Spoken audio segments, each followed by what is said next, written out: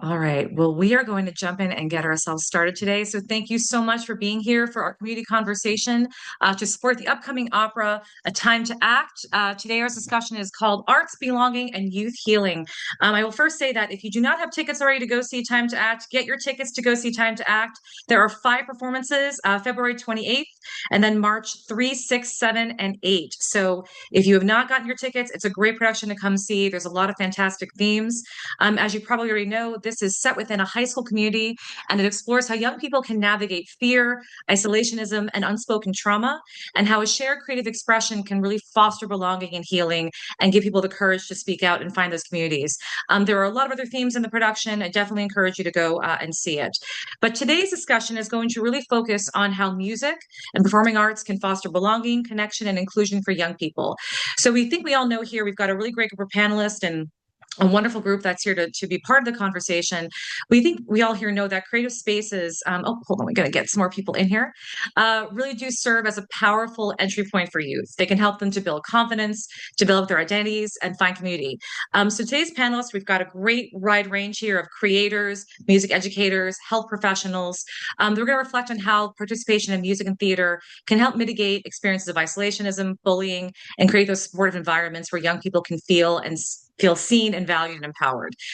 So, with that being said, we're going to start off with welcoming Crystal Manich, who is the creator of this production, to speak a bit about her inspiration and anything important that you should know about this upcoming production. So, Crystal, I give you the floor.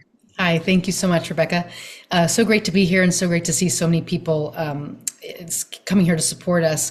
I am the librettist, which means I've written the lyrics to the show of Time to Act, and I'm also the stage director. So it is my first libretto that I've ever written, and I'm just honored that Pittsburgh Opera took the initiative to be the lead commissioner of the piece, and we have several other co-commissioners, including Boston Conservatory. So we do have one educational institution that is a co-commissioner of this piece, and they are doing their own production in April. The origins of this piece go back to 2018, right after the shooting in Parkland, Florida, at Stoneman Douglas High School. I have a friend, Kostis Protopapas, who is the general director of Opera Santa Barbara, and he called me up and he had this idea for an opera about high school kids in a drama class working on the play Antigone by Sophocles, the ancient Greek play, and what would happen if they experienced some kind of tragedy like they had in Parkland, but had to use theater in order to, heal their community and find peace with the tragic events, because he was inspired by a lot of the students at Parkland who were the victims of this tragedy were drama kids. They were the ones speaking out on the news about awareness of the issue of gun violence in schools. And so that's what inspired him. So I started writing a treatment, and then I was in process of writing the first draft in 2018 here in Pittsburgh.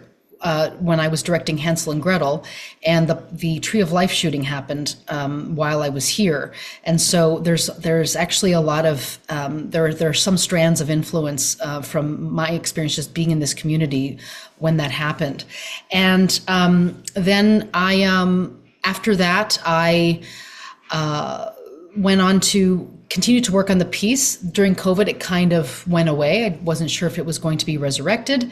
And then it came back after Laura Kaminsky, composer, was interested in doing it.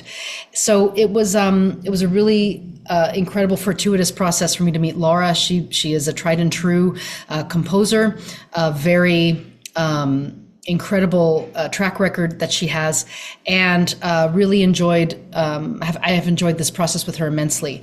Some of the themes that we hit upon in the show is that we focus on the idea of these drama kids in this class as a community, being able to, at first they get together working through the play, they don't really understand it, and then a new girl comes to town, Alona, and she's a little withdrawn.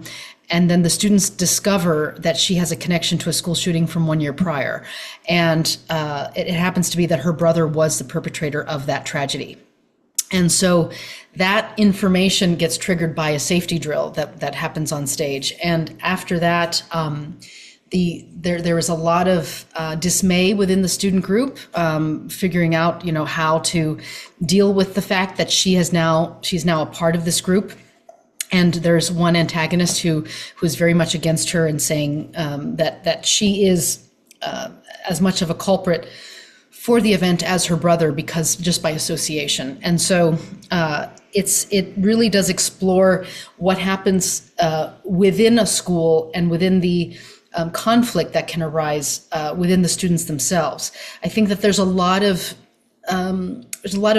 media focus on adults in these situations sometimes, and it just seemed to me that I wanted to have young people have a voice through these characters as to what they were going through, and to talk about why is this crisis occurring. It goes beyond gun laws, and we don't even touch upon that in the show, because I find that topic to be an exhausting one, an exhausted one that has been talked about so much, but there's no conversation around what is the root cause of all of this school violence. And the show really does bring up that question, and how can in general, like as Americans, how can we come to the middle on when we disagree about something? Because we go into our silos on either side, and common ground is not often reached anymore in political discourse. And so this opera really does ask the audience to consider that as we watch these young people doing just that. And by the end, there is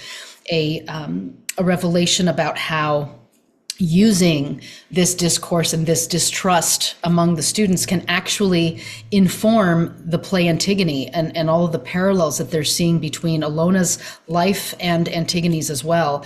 And they come together and decide that doing the play is the thing that will be able to transform how they feel about the situation, and also maybe inspire other people to think about this topic differently. And so the themes of the theater having the power to reach people in a metaphorical way that therefore can lead to healing and community building. Thank you so much, Crystal. That was really helpful to get us all set up for this great conversation and to get everyone excited about coming to see this very soon. We are now going to jump into the larger conversation with our panelists. But before we do that, I would like to ask our panelists to please take a second to introduce themselves. Let us know a little bit. You probably have seen their bios when you sign up to come here, but I do ask you all to please take a second to introduce who you are. So Renata, would you mind starting, please? Sure. Hi, everyone. Great to be here. I'm Renata Rolfing, and I'm a pianist by training. And now I am a professor at Berklee College of Music, where I teach music psychotherapy and classes on public health and community and music. And I'm also the co-founder with Olivia Cosillo here of Sounds That Carry, where we create programs and curricula for folks of all ages to engage with music. Thank you, Renata. Olivia, let's go to you. Hi, everyone. I'm so excited to be here, and thanks you all for being here. My name is Olivia Cosillo, and alongside my work with Renata Rolfing at our consultancy, I am a professor of music education and teaching artistry at the San Francisco Conservatory of Music. I also have an active teaching artist practice in the Bay Area, particularly with the San Francisco Opera's Voices for Social Justice program. I'm an opera singer by training and originally from San Francisco, which is where I'm calling in from today. Nice to be here. Thanks, Olivia. Annika. Hey, I'm Annika. I'm a trauma therapist and private practice owner in Pittsburgh. I see folks age 15 and up, and I focus mainly on somatic modalities. Thank you, Annika. Sean. Hi, I'm Sean Funk. I'm the artistic director of the Pittsburgh Youth Chorus. I've had the pleasure of 40 plus years working with young voices all the way up through college, where I also teach at Duquesne University now with teach coursework for freshmen, sophomores, and juniors. Many of my high school students in Pittsburgh Youth Chorus and in intermediate grades work with Pittsburgh Opera when there is a need, Pittsburgh Symphony, etc., with collaborations. So I have a cross section of students that I'm teaching right now that goes grade 1 through college. Thank you, Sean. And Crystal, is there anything else you'd like to add about yourself? I've been affiliated with Pittsburgh Opera for about 20 years now. I started as an assistant director, and then I got my first big break as a director with the company. And since then, I have traveled to lots of different places in my opera career, but love coming back to my hometown of Pittsburgh to work with this great company. Thank you. All right, great. We're going to jump into the conversation now. And please, we will have some time for questions at the end. So keep your questions. You're welcome to ask them directly or put them in the chat, but we'll leave some time at the end for any questions. So take your notes as we get into the meat of the conversation here. All right, my first question is going to be open to anyone who'd like to answer here. We're going to get into right in the nitty-gritty here. We are living in a time, I think we can all agree, where young people are more digitally connected than they ever have been before, which can be a fantastic thing. However, we're seeing that there's perhaps more emotional isolation than ever before as well. So I'd love to know from your perspective, what are you seeing in terms of how isolation is impacting our youth today? And I'm happy to have anyone start with that question. I'm happy to jump in. I often Yeah. welcome new high school kids to our ensemble, and I believe that so much, we get to this later, of the electronic world and the social media world has really given new entrances into group, new students when they enter groups, sort of a lack of confidence about using their words, using language, mixing. They feel uncomfortable, and I have done my best in my other students to learn how to help facilitate their connection with an existing group so they do not feel like an outlier. And what used to be very natural 15 years ago is no longer natural because we live in a world where no one even calls to order the pizza. They do it, on their phone, they text it.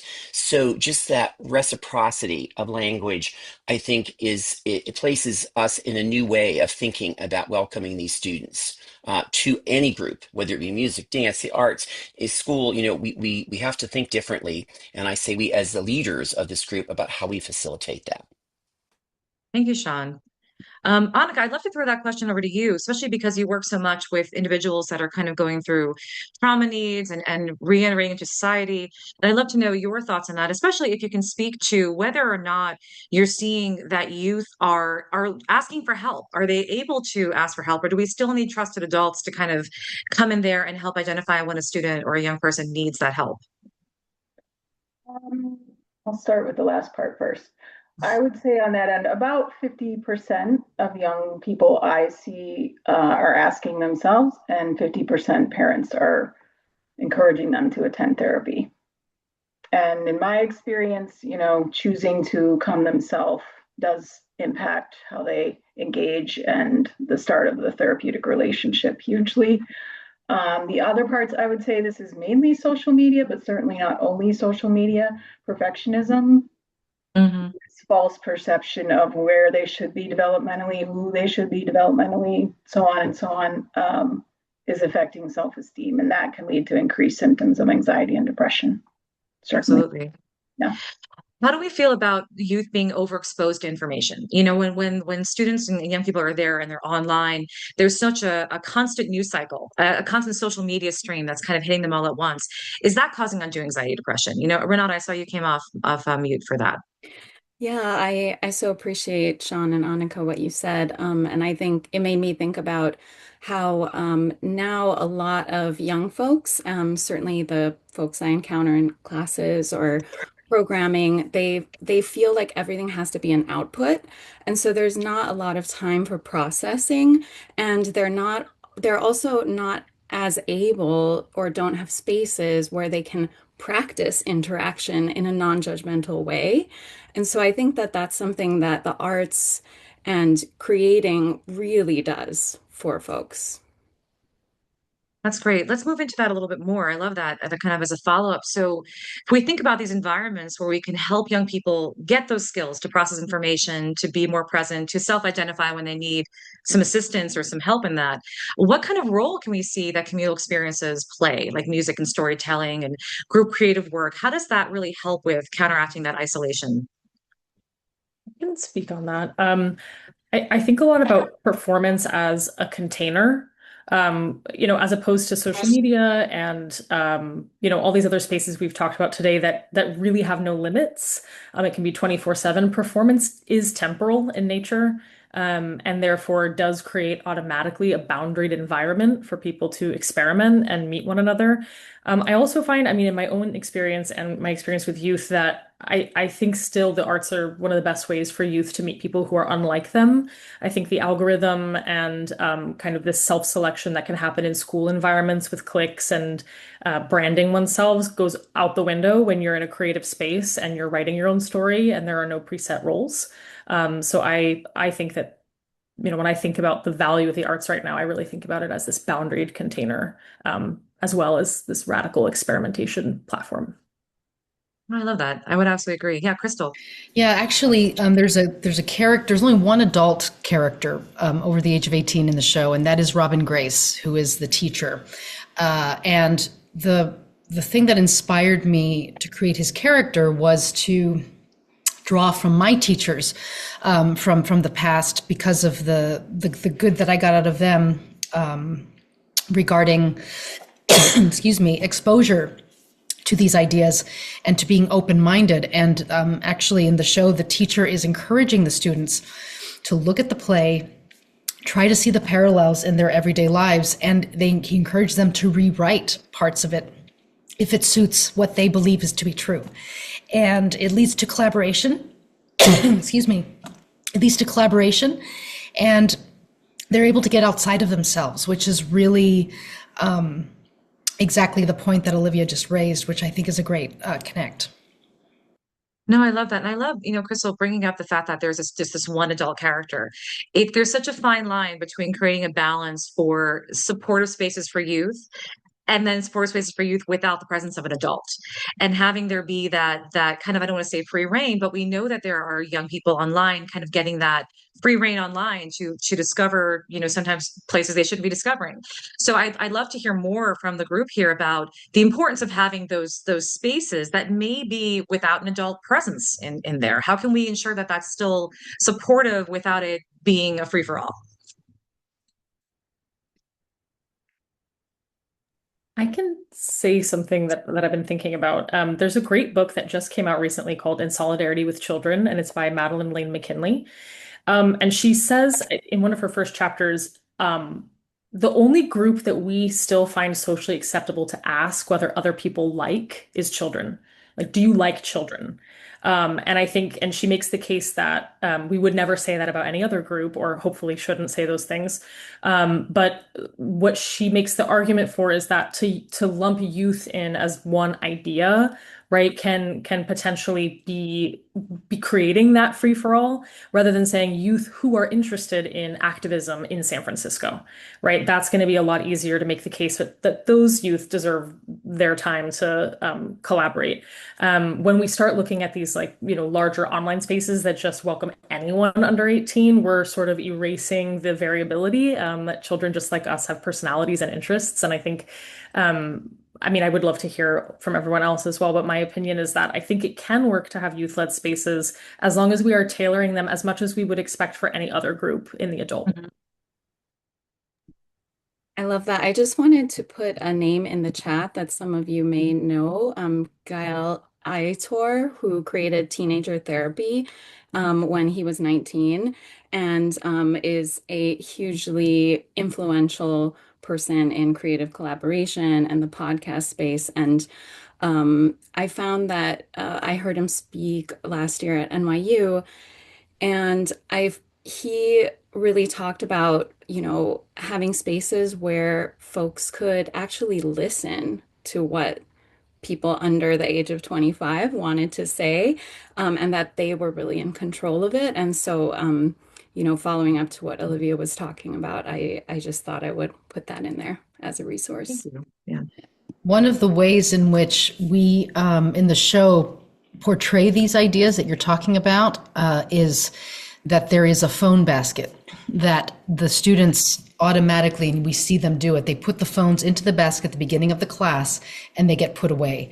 And that becomes a recurring action that we see every time they come into the room for the subsequent scenes. And what that does, I think, thematically is to display that this is a collective agreement to not be on your phones during theater class, and that it gives the focus to the room in a different way. And that is how we justify the teacher leaving the room in order for the students to be able to interact in their own space. And so that's one way that we do that. Sean, did you want to add something? Yeah, I'm just going to say, and dovetailing what Olivia said about the whole thing about do you like children? And, in my setting, I am blessed in that my cohort group of students generally enjoy singing. They're there because so it is somewhat of a subgroup. But within that, it's a huge wide interest level. And what I have found, when in my training, we were told everything we would do and how we would do it and when we would do it, and that's how it worked. And of course, we all know, everyone in this Zoom knows that we learn the most from our students or our kids that we're learning. And I love to set up questions either about repertoire or style or our performance program and turn them loose. And now these are mostly older kids, and we have a monitor, mitigate, someone who's running things. And then I come back and they give me an isolated, a very organized rundown of what they have discussed. It's always profoundly brilliant, and it's always profoundly impacting on what I'm going to do. So that has been a learning progression for me. It's not my job to tell them everything because they know so much. I think it's so interesting to hear these different points between Sean, what you just shared, Crystal, the putting the phones in the basket, which is a very, prevalent thing that happens a lot in schools now. And what a lot of us are sharing here is kind of dancing around this interesting paradox of where we want to give children a regulated amount of freedom to go out and do what they want to do, but we're still so afraid of letting kids run around. I think I don't want to age anybody here, but I know when I was younger, we were able to go and run around and get into trouble, and you could not check in. There was no way to track your child when they're on the road. But we see that there's this really interesting paradox between utilizing this digital environment to keep our kids safe, but in the process, perhaps creating a vortex for them where they don't really understand how to branch out in that. And so, Annika, I want to kind of throw it over to you for a second. If you can talk to a bit about how do we see this digital immersion impacting anyone, not just youth, but impacting people in terms of their, way to emotionally co-regulate, to find their identity, to find a sense of belonging, if they're in this really tied to digital immersive world. Yeah, I think that's a great question, especially because we do have digital therapy now. Yes, And exactly. everyone has a preference. I do both when I see people. But you're right, there's a co-regulation of the body and the nervous system that happens with in-person spaces. And how does technology impede on that or interfere with that? It definitely helps organize. People use it to organize and get together and meet up. So in that sense, I think it's wonderful. Um, but I do think it's a fine line with this youth. Like choice is hugely important, right? Choice for growth and development, peers for identity formation, all of that. So taking away choice and then still having access to an adult for support, I do think is important. But it's technology is never not there. The digital use of things, it's never, we can't like completely remove it. So how do we work with it? Better question. And that's a great question. Yeah, we're not going to get away from it. So how do we bring that into the fray in a positive light? I really like that. Thank you.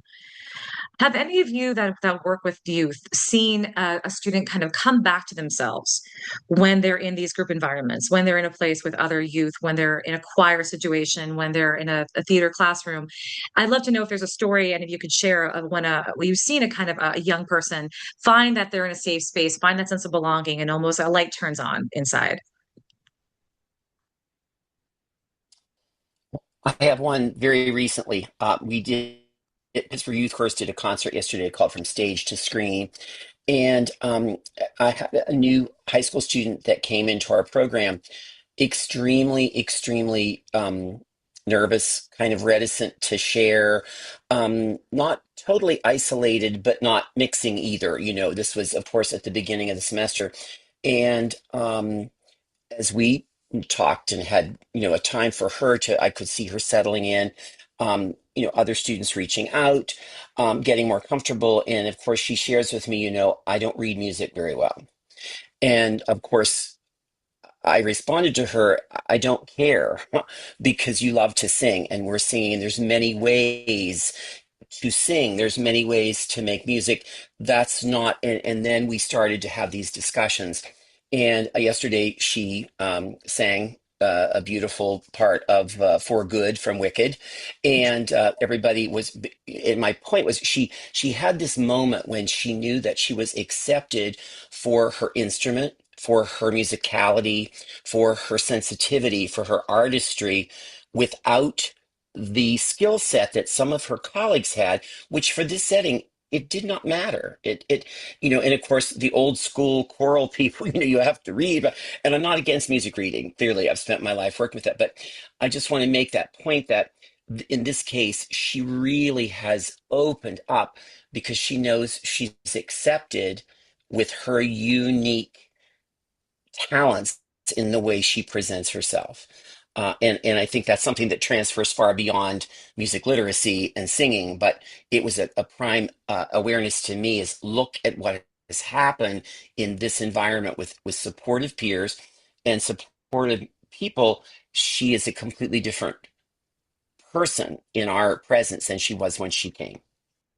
Oh, I love that, Sean. Thank you. I want to stay with this kind of concept for a minute here, this idea of communal creativity as an antidote almost. That if we have this communal aspect of it, it really does help kind of move that needle forward a bit.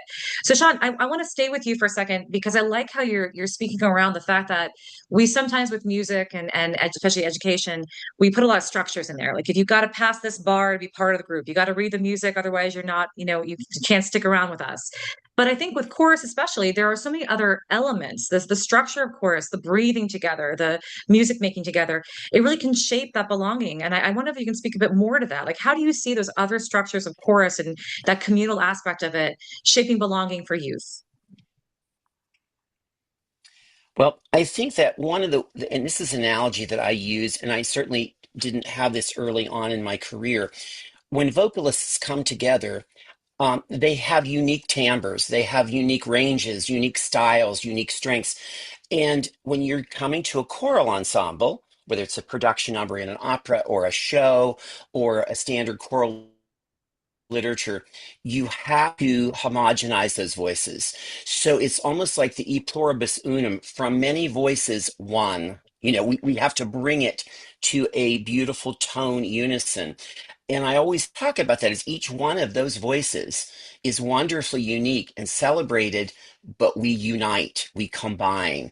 And that has been very, very effective in seeing kids' faces start to, aha, I can be my own person, but I have a community here. The great equalizer, the great unification is when we come together to sing together.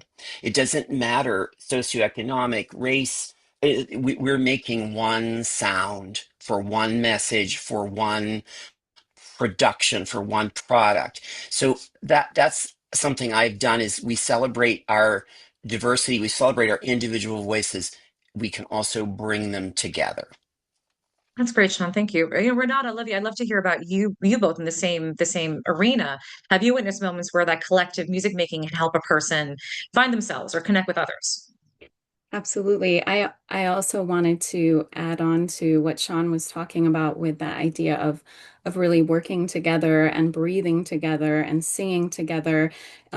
It really increases that neural activity that augments empathy, and it actually fosters much deeper connection and empathy past the rehearsal room, and that's something we know anecdotally, but we're very lucky now to have the evidence, in the MRI work and all of the qualitative and quantitative evidence. And so it literally increases empathy that goes far beyond the rehearsal room. And it reminds me when you asked that question, Rebecca, of at NYU we have kind of internal in the Steinhardt community what we call community jams that are once a month. And some people can volunteer to kind of guide and lead and facilitate those community jams. And anybody can come in the community at any time for those couple of hours. But usually there's kind of a set list and people can join in as they like. And I remember one student who was in Western classical music, what really, really wanted to facilitate a community jam, and she was so concerned about doing it correctly and making sure she picked what she called like the correct music. And we said, like, really, you can do any song you want, and people will join you and people will want to play with you. And that just increased her confidence so much with all of the ensembles, and she's just taking a lot more risks musically now. That's fantastic. That's fantastic. I'll add on a little bit. I think something I think a lot about in youth work is to be part of a community means to compromise a lot of the time. And also, I mean, there's this saying that's, everyone wants a village, but everyone, it's harder to be a villager. And so I think, being part of group work means that in this time where kids are very often able to curate the experiences that they want, right, online or speak into a void or say what they want. They actually have to listen more. The work that Renata and I do, we try to focus on the students creating their own work as much as possible. And so I'm thinking about my work with SF Opera, and what we do is we don't come in with a show. They make the show themselves, and that means that most of the ideas get cut, and most of the students invent a character that they don't get to play. And I've actually seen, I mean, of course, I can think of numerous stories where students who are shy, come into themselves and become more confident, right? But I think we hear about that a lot in the arts. But I'm actually thinking about the most growth having happened with the students who came in really peacocking and really not wanting to collaborate and really thinking they knew everything, and having to actually step back and realize that there were many other gifts in the room. So that's what I think about a lot these days. Oh, that's a great point. I think that's an excellent point. And Crystal, that kind of almost speaks like exactly with what you've kind of created for the piece. Yeah. So that's a great way to kind of throw it over to you and ask, how do you see that storytelling functioning as a space for people to express themselves? I mean, there's so many points that Olivia just made that I see mirror your inspiration and what you've done. So I wonder if you can kind of speak to that. Yeah, we have Tyson, the injured football player, who is doing drama class to fulfill some kind of requirement in the school when he can't play football.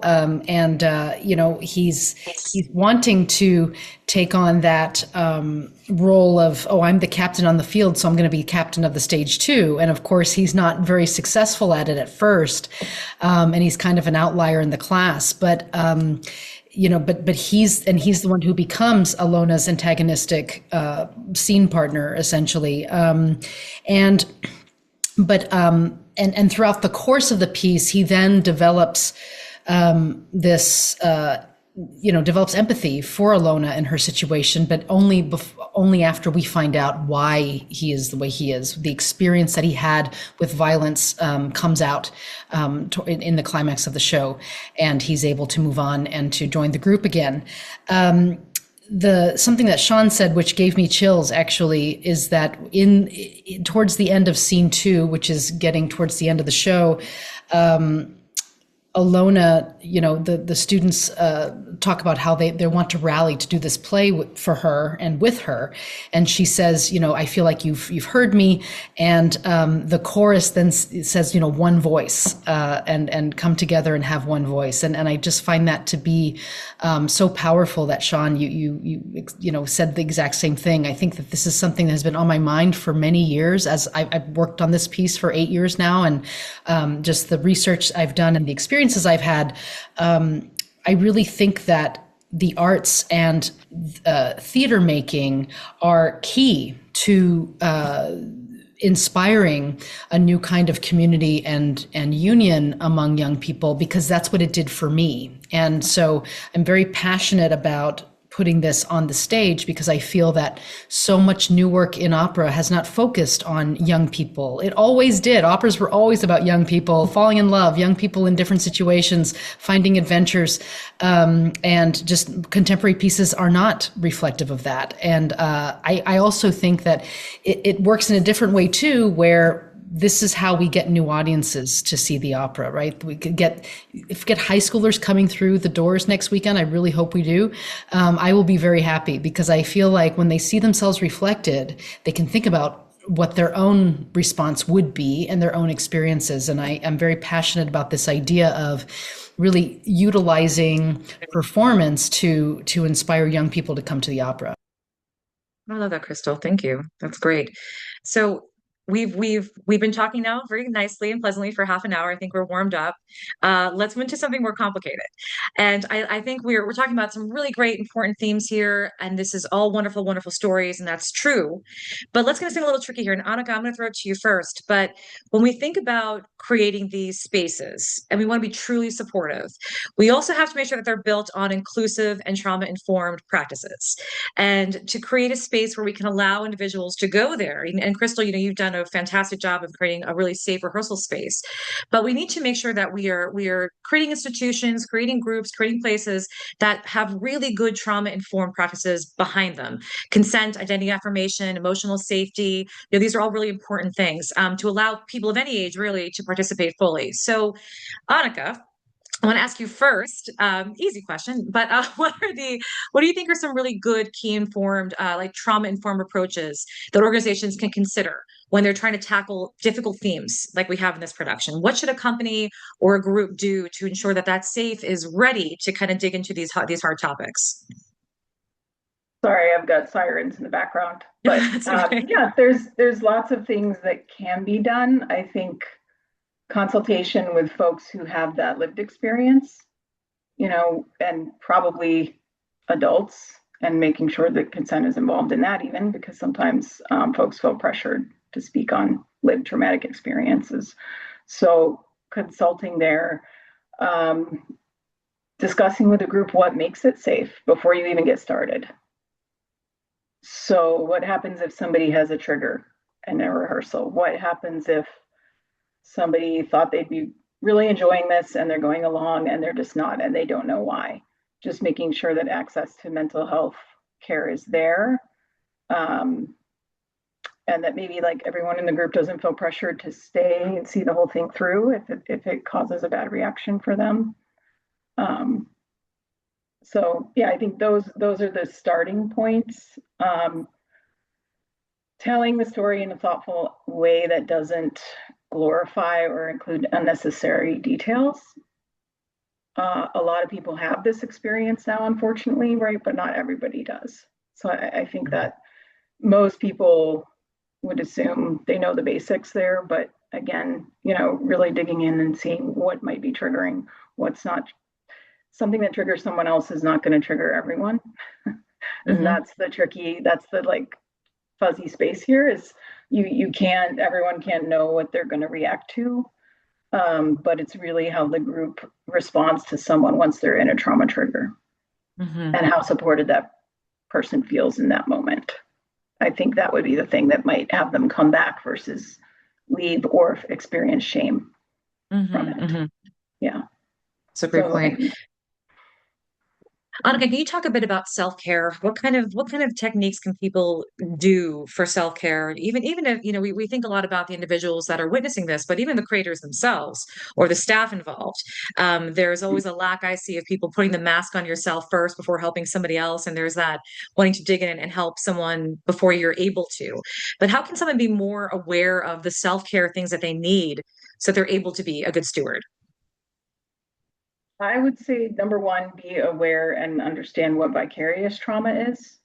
So vicarious trauma is when I experience symptoms or things in myself simply from hearing about another's experience. So, it's par for the course kind of for therapists today to have our own therapists to have support there. So understand that vicarious trauma is possible and might happen, and maybe provide that education to the group up front. Does it mean everyone will experience it? No, but be prepared for it. I think, sleep, appetite, these like little things that we sort of don't notice are backsliding in our day to day. Over time, those can be a response to trauma that we're not aware of. And then we talked a lot about social media and things like limiting other exposures to the same kind of trauma or under that umbrella and being aware of like how they might impact us. Because I know it's really hard to limit. Someone said that the news today isn't just the news, it's like a flood of violence. It's a constant stream of negative that we really aren't prepared or wired to handle. Biologically, we're not, right? And so, but we all are like, well, I have to stay informed. I got to stay informed to get out in front of it. So that too, and then just not blaming yourself or going to a place of blame and shame. Often we think like we should be tougher. We can take this. We can put up, we shouldn't be experiencing any kind of a response. And the reality is it shows that you have empathy and you're human if you're having a response, right? And Great so point. being aware of those things. So yeah, your day to day, and then probably having something. Some people it's exercise. Some people it's those cold plunges. They're not my cup of tea, but like the cold plunge in the sauna, something for your body to help regulate in your day to day is really important. And I didn't say it earlier, but we're talking about how important music is. Art therapy, music, opera, all of this is activating right brain activity. And my right brain is where I connect to and express emotions. My left brain is where I name them and put language to them, right? And so if I'm engaging in this process of rehearsals, my right brain's a little more active. Be aware of that. It's a little more turned on, a little more hot. So yeah, that's what I would add. That's fantastic, Monica. I think we all owe you like $5 now for that fantastic segment. But Crystal, I want to go to you, Crystal, and I please say what you want to say, but I'd love to also know, hearing Annika lay out so many techniques for emotional awareness and to protect yourself, what do you do to keep yourself safe, Crystal, as you go into this deep emotional storytelling? Yeah, I was going to just respond to Annika, what she was saying about just the therapeutic aspects. I just think that it's fascinating to me that the media now shows so much more than they used to. They used to censor videos, like things like that happened in Minneapolis. We never would have seen that kind of footage everywhere 10 years ago. And so I find that to be a source of concern with media consumption, because that means that young people are seeing that material very, very vividly. And I think that that's why I love theater so much, and live theater, because you actually can't show those kinds of things. You certainly you could definitely try, but there is a level of I think not being as graphic on stage. I think there is a sort of more theatrical approach to showing violence and things like that. And certainly in this show, we have an almost really violent moment, and it's all about perception of what might be versus what might not be in reality. But to go to your next question about how I keep myself, sort of sane in this process. I've spent a long time over the years doing lots of research off and on for this project, and it's not easy. It's not easy to watch people talking about their experiences in these events. Certainly watching TED Talks with people who had direct connections either to perpetrators or otherwise, and just trying to understand the psychology of people. I think what kept me going was the idea that all of this was going to directly inform the product and create a piece that is competent and that is worthy for people to take in. And I really wanted to get it right. I also had help, obviously, from collaborators. Our set and costume designer, Lindsay Forty, is from Sandy Hook, Connecticut. She was in high school during the elementary school shooting in 2012, and she has been a huge advocate for this kind of awareness. And I feel like she came into my life. She came into my life in 2018, actually, specifically for this project. I feel like it was meant to be, because she was such an influence in helping me. She was my truth mirror. She read various versions of the libretto. Her direct experiences of being under lockdown is part of the main monologue that happens in scene 2 with Alona describing what happened during lockdown that day. And it's directly taken from Lindsay's experience. So I feel like when you have collaborators like that and like composer Laura Kaminsky and our dramaturg Amy Hutchison, who are able to sort of share that with you. See, in that process itself, we created our own community, creating the piece. And I think if I had written it in a vacuum, in a dark room by myself, I don't think I would have been mentally able to do that. And I don't think the product would have been as positive either. And so I think that's really what kept me strong. And then in this rehearsal process, coming to it as a director and trying to separate myself as the writer, is part of what I knew I needed to do. And also I felt a responsibility. I'm directing a lot of young singers. Most of them are, well into their 20s and early 30s, but the youngest ones are still in school. They might be in grad school, but they're like 21, 22 years old, and they are very close to this subject matter. So I had to think about how to handle these situations, how to present what I wanted them to do. And the best way that I have found is just to be open and say, if you have a problem with anything that I'm asking you to do or asking you to think about, please use your voice, let me know and we can find a way around it. But, we haven't had a problem with any of this. We had great discussions about it, and people have been very open. So I think when you provide that open space and say, it's okay if you're not comfortable, just let us know so that we can work through it. And I really think that really helped shape this entire process for me. And it's been really inspiring to work with everybody, and seeing them take the characters and having them sing through their voices, these characters, has just been a real pleasure. It's great. I want to kind of throw it over now to Olivia, Renata, and Sean. Excuse me, because the three of you work so prevalently with youth and creating those environments. I think we can all remember spaces that were not inclusive and not supportive for youth, and the negative effects that could take. But in your experience with ensuring that these spaces are safe, they're emotionally secure for kids that you're working with, what's the ripple effects of that? Like, where are we seeing the effect of that when someone leaves the rehearsal space and they go back into the community? How are we seeing that care and feeding translate into a bigger communal footprint? Can start. Oh, sorry, Sean. Were you also ready? Go right ahead, Leah. Okay. I think personally, I try to give students as many choices as possible. And I think that for a space to be inclusive, you can't really assume anything about anyone, because the second we're assuming something about someone, we leave room to do something, based on implicit bias or explicit bias. I think that, speaking personally, I didn't really know what an inclusive space looked like until I was in one. And I think that we don't have too many of them. And I think that when students just get to experience what it feels like to be in an inclusive space, they will take that with them regardless of what they decide to do, whether it's in the arts or another field. Because I think that inclusive spaces, we of course know how they benefit marginalized folks or disenfranchised folks, but they also really benefit people who have identities that didn't really need many accommodations, because, to have an inclusive space, it uplifts everyone. So my hope is that they take those lack of assumptions and accommodations into whatever field they go into. It's my hope. Love that. Thank you, Olivia. Thanks, Olivia. I agree 100%. And it was so good to hear Annika confirm what I don't believe that we as humans, young or old, are prepared to process the rate of which we gain information.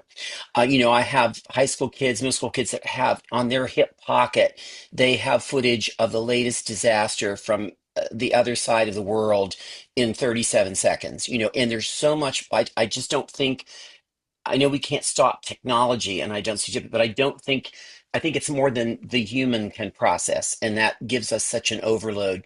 So I oftentimes get kids coming in being overloaded with what they have just experienced, and then we try to bring this, so giving kids choices a chance to be heard. One of the things that Crystal said, that I use a similar phrase, because I can't assume that everybody is with me or is comfortable is and I always say, I want to know from you. I will help you where to go if you don't know. Like if you're not sure what your next step could be or should be, here are the people you can talk to. Here you can talk to me. We will help you get advice on what to do. I find this with college students. Freshmen, they're overwhelmed, first of all, in general, and they just don't know where to go. They don't know because they're so overloaded. They're overstrung. Their brains are hyper firing. And of course, I relate, 40 years ago in freshman college, I didn't have these same kinds of bombardments. It was a totally different feeling. So I always use that, I'll try to help you, where to go if you don't know what is out there. So if the language is used, which we can't always assume that, but like Crystal said, talk to me, tell me. And in order to get people to talk to you, especially kids, you have to have a comfort. You have to be, I try to be very open and honest with my students. Like I tell them exactly what I'm thinking and feeling. I mean, within reason, clearly, but I'm not this, I don't keep huge barriers. I feel like they have to view me as a real person, Mhm. which is what I want them to do. And I think that helps body. And so that sort of tied right in with what Crystal was speaking about, and Olivia. I I really loved, Annika, your discussion about and your answer about how you're coming into the room and what you're bringing into the room. And something that has been on my mind a lot lately is how the creative practice can encourage rituals. So, and going back to that idea of the container, and I think that that's something that people can really hold on to and help themselves regulate. What does it mean to start something like when Sean begins choir practice, and we know that we continue coming back to these specific activities or rituals, and that also helps people transition back outside of the space. And that's something that I think that confidence and also that risk taking and negotiation with self and empowering how you can actually show up in the world is something that I think the ritual of practicing creatively, whether that's singing or making music with other acoustic instruments, is something that's really powerful. Thank you all. That's great. So I want to move into our final kind of chunk of this conversation. When you see this production, you'll understand this statement, but Time to Act really does live in this intersection between storytelling and social responsibility. It's bringing a call to action almost for us to see what's happening in society and see how we can lean in and make a bit of a difference in that scheme of things there. So I want to kind of move into a reflection on how this production can mirror those realities and hold space for these difficult truths that you've got to look in the mirror and see. This is sometimes hard to look at, but it's happening. And yes, there's a bombardment of information and there's a lot there, but to Crystal's point, theater can kind of help to distill that into something perhaps more tangible. So Crystal, I'm going to start with you here. As the librettist of this production, what do you hope that audiences, and especially, you said you want to see some teens come in there, these young people, how do you hope they feel empowered to carry forth something beneficial after experiencing this piece? I really hope that they can look at it and say, wow, that's something that I could do. That is such a small, like you said, such small differences can lead to big change, and to maybe look at what those characters are doing as a theater class, looking at art to find connection and relief from trauma, and that's really what I hope is the case. It was an interesting thing, though. We had our final room rehearsal, which is the final rehearsal we have before adding all the lights and the sound effects, which we have sound effects in this opera, which is rare to do because of the drills and things like that we have in the show. But my set designer, the one from Sandy Hook, texted me this morning, and she had time to sort of process the run yesterday. And she said to me, it occurred to me this morning that people who are of the older generations will hopefully watch this piece and realize for the first time maybe that they didn't really understand what happens in a drill, or, and of course we are theatricalizing what the drill is, but it does give a window of insight as to how it feels to just have a shooter drill. And that was not something, certainly when I was in high school, that was not yet a thing. And it really made me wonder, like, it was a great statement for her to make to me, because I thought, well, yes, because we want to inspire young people, but also we can inspire older generations to think about youth differently. And because there's so much, obviously, there's so much that, oh, the younger generation doesn't understand this, they don't understand that, they, back in my day, blah, blah, blah. And maybe that there is a meeting point there where there's empathy on two different sides, that of the generational spectrum, where this idea can really unify older and younger people together. So it's something that Lindsay certainly observed that I hadn't thought about, and it was a really great point to make. I also think that having all of this action occur in just one space. We've created a classroom for the production, and it does, by the time we get towards the end of scene 2, we do feel like we are in this hot incubator, and these tensions are so high, and there's one door for the characters to leave through. And I do think that it really has a significance to just have that one location where all of this happens and the transformation happens in this hour and a half of the show. By the end of the show, the students are then uniting to create a piece of theater based on what they've experienced, based on Antigone, and the show ends right before they perform Antigone. We see sort of the first image of the new play that they've created, and then it ends. And so we, hopefully leave with a satisfied experience, thinking, that this is possible, that this kind of unity and transformation is possible. Crystal, I so appreciate the responsibility you've taken in ensuring that this a difficult topic is presented with such care. I think sometimes, we've kind of spoken around this a little bit, but we sometimes know that there are new productions that are very, very aggressive on stage. And I appreciate the responsibility you've taken to make this something meaningful and still not shying away from the topic, but making sure that it's something that is palatable for people coming in there. I think as a younger theater practitioner, I used to think, oh, theater needs to be in your face, and it needs to feel real. It needs to be, we should not stray from violence and things like that. But now, being on the flip side, having done this for 20 years, I'm really changing my mind about that, because we see so much of that in the everyday, not even in film and television fictional stories. We see it, like we were talking about, on Instagram, in the news cycle. And maybe we need to get away from that in theater. Maybe it's time that we shifted. Certainly my mind has shifted. Everything that I write has a theme and a purpose toward finding empathy and finding peace with things, rather than finding more trauma or more complication. And I think that's because I'm sort of getting away from all of those real life influences. And so I've really changed my mind about that in the last 20 years. Thank you, Crystal. Monica, can you speak to that a bit from a mental health perspective? If you can talk to the value of seeing difficult experiences on stage when they're done respectfully, but where's the value in that? What comes to mind for me is often when I treat people for trauma, they come into this space with this, if I could have done something differently that day, if I could have stopped it.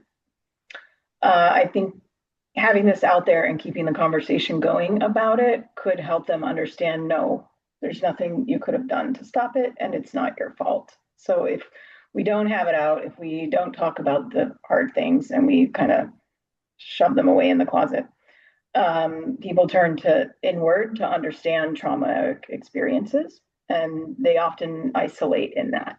So I'm hoping that this decreases that. Folks can see it and relate. And then just to piggyback off what Crystal said, I'm of an older generation. I was very fortunate. Guns were being brought to school, but this wasn't happening yet. So I don't fully understand my nieces and nephews' experiences with drills. So hopefully for older generations, it can give them a glimpse into what that's like. And again, that's one of the lines from the show is one of the students telling Alona, it's not your fault. What your brother did is not your fault. And being able to voice that in a piece like this, I'm really hoping that it gets reflected, by someone in the audience who has some kind of connection. They can internalize that. So that's a great point, Annika. Sean, what are you hoping that comes out of this production? What kind of conversations do you hope that are being had with young people, with school communities, with youth ensembles? What do you hope that comes out of this? Well, I've already had some discussions with my college students in Duquesne about the upcoming production, of course, which they're very excited about. But it it brings up it brings the topic to the surface, which is important in and of itself. But one of the things that Crystal said, which and you mentioned too, is the way this is presented. While we're not sugarcoating it, but it's a palatable presentation. We will not help anything if we immediately turn off generations of the audience. We want people to be able to accept, I don't want to say accept, but to be able to view the product and learn from it. And so if this brings the light of what a drill is like, as a student, I never dealt with drills, but my last couple years of teaching in public school, I had to participate in this with very young students. And I can tell this group that they weren't always prepared for this, and it wasn't always handled very well. And I believe that sometimes drills cause trauma to these young children. I had kids crying while we're doing a drill. I'm trying to explain what this is, but while they're seeing me lock doors and push furniture over, again, it's so much for a 7-year-old brain. So what I Mhm. hope is that this brings this topic to the surface, and that whether you're 30, 40, 50, 60, 70-year old, you can have a conversation and have some relationship to this topic and how very complicated it is. Mhm. We want to prepare kids, so I think that is a huge takeaway for me, that I am hoping that this frees the topic a little bit, so it's no longer something that is not to be discussed or pushed down, Mhm. and that we all recognize these little people who are in drills. It has an impact, and we Mhm. don't we it's just like, oh, it's fine, forget it. No, and of course Annika's, her life is helping people who have been told, oh, it's fine. So that's my big thing. And I think for a great response to that, Crystal, I think the way you have shaped this work, so I appreciate. Thank you, Sean. Olivia, how do you hope that young audiences can feel seen or validated through this piece? I've been thinking this entire panel about a student a few months ago who's 9, who just asked me out of the blue, why do school shootings happen? Like, what do the shooters want? Mhm. Um, and my first instinct was to completely change the topic, if I'm being honest, because I was nervous about the families not wanting me to interact with that topic. And then it occurred to me that all of the students at their break were then talking about it. So I think there is a curiosity about it. I think younger students know that this is a looming threat and are want to know why, and we don't know why. I mean, I certainly can't articulate why.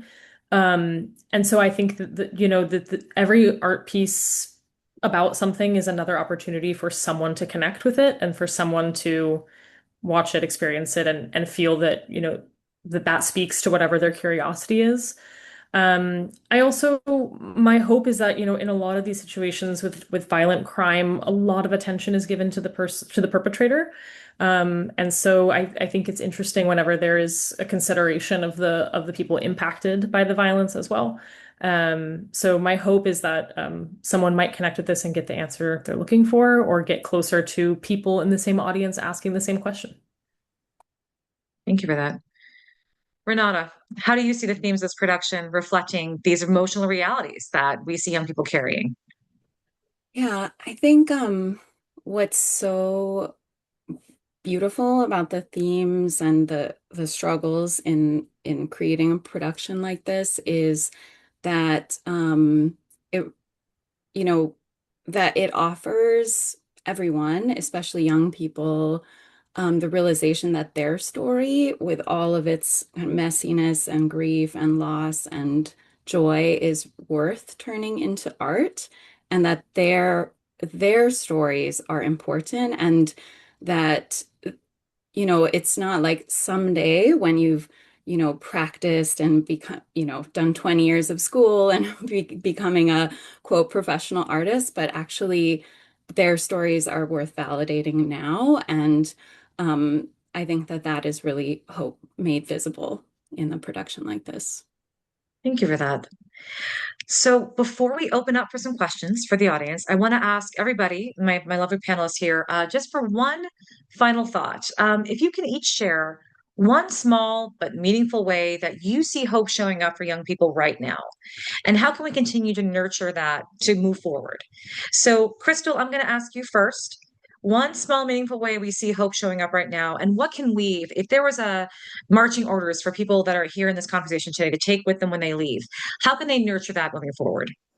I just think that creativity, it always goes back to encouraging creativity. And the rare moments that I teach, college students, I have found that they are looking for someone to give them permission to create what they want in a very healthy way. In especially with young opera singers in an art form that can seem very restrictive and constrictive and steeped in tradition, and I can't get away from this, and I feel like this. I really encourage them to. I say, take a risk. Really explain to me how you feel. Show me through your voice. Let me hear you let go of that tension that I see in your body because you feel like you have to fit into a certain mold. And I tell you, it is incredible how that mental release of that, and then they can transform themselves and they start thinking about, oh, maybe I don't need to do this in this way, or maybe I actually want to be a different kind of singer or a different kind of artist. And I find that to be really encouraging. And so that's what I would say that I see, is that they're just looking for someone to validate the idea that they can explore something creative and not have their creative life yet be something else that they have to fit into a box. Love that. That's great. Sean. Um, I think that something that Olivia said resonated with me about, very few truly safe spaces. And I can say that for the bulk of my career, I was never really in safe spaces. And I think that in order to create that, and the hope moving forward is that we have to be approachable. And I say we, meaning the mentors, the leaders, the teachers, the coaches. We have to be approachable and we have to listen more than we talk sometimes. And that has been a takeaway for me, is that let's listen to our students, our apprentices, or whatever, and let's make ourselves approachable. So we are not untouchable. We are not, but we are a direct source, a direct communication, source of communication. And I think that will go a long way. Absolutely. Love that. Renata. Yeah, building off of what Sean said, I think that being able to model that resilience and also that vulnerability for people who are, younger than us, for different generations, and for also offering a support and to their communities of support already, and really trying to figure out how we can, as maybe, outsiders, can also help support the spaces that they're already in. Love that. Thank you. Monica. I see many youth not being as afraid to ask for what they want and need and ask us to make the spaces. And I don't know, I'm not sure if that's due to my profession or the circles I'm in or both. Um, what I think they're tenacious and they are telling us what they need, and it's not so much of a still some power structure problems, always is, but I see them as being very vocal and then very sure in their values and asking for what they need, and I think that's really great because I do think, as many of you have said, we do need to listen. Love it. Love it. Olivia. I think just, connecting to what everyone else has said, be willing to be wrong, be willing to apologize. I think we grew up in a very different world than these young people. Some would go as far as to say as people under 18 are a marginalized group. They don't have the same rights. They can't vote. And I think that the more willing we are to acknowledge that as a power dynamic inherent to all the work we do, I think the more we can position ourselves to be available to their requests and to really listen to what they have to say. Thank you. Thank you for that. Thank you all so much to all of my panelists today. Virtual claps, really, really well done. Thank you so much for having this fantastic conversation. I'd like to now take a few minutes to open it up for any questions. Feel free to put it in the chat. I will also be looking at the chat. I will be happy to read your questions aloud, but also raise your hand, come off camera, come off mute, and feel free to ask any questions to our fantastic panelists. So I'm going to read right now. Michelle said, what I love about musical theater can be the possibility of creating and imagining life the way you want it to be, which can be empowering for a child, for sure, especially if life is isolating and possibly traumatic for them. And this can be healing. Annika, do any of your clients who may experience trauma find music to be healing for them? Or do you think it can be? Can it bring people together as well who don't have the mentors to help to guide them? So as Sean wisely pointed out, the importance of mentors. Yes. There's several ways in which music is used in trauma therapy, which I find pretty interesting. So just to speak to a few of them, when refugee groups in other countries need, we call it like immediate crisis trauma therapy, just to help folks stabilize after they've been through a collective trauma experienced by more than one person. Drumming and singing is often used when there are language barriers. So I think that's really cool. It's really connective. There are also music therapists who specialize in incorporating music into the therapy plan. It's used with children and youth a lot, and I think that's really important. I think that, and I'm not going to detour too far here, but insurances and things, there are some barriers to creating spaces for that. So with school funding being cut for these kind of programs, we just have to be louder about creating the spaces somewhere else or making sure they continue. Yeah. Thank you, Annika. That's great. Other questions? Don't be shy. This is your chance to talk to a real live person.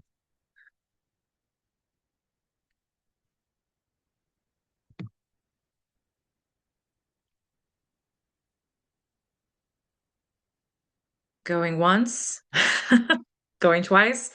Well, if we don't have any more questions, then we can end our conversation there.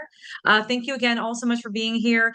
This is recorded, so if you would like to rewatch this again at some time, you're more than welcome to watch this on the Pittsburgh Opera YouTube channel.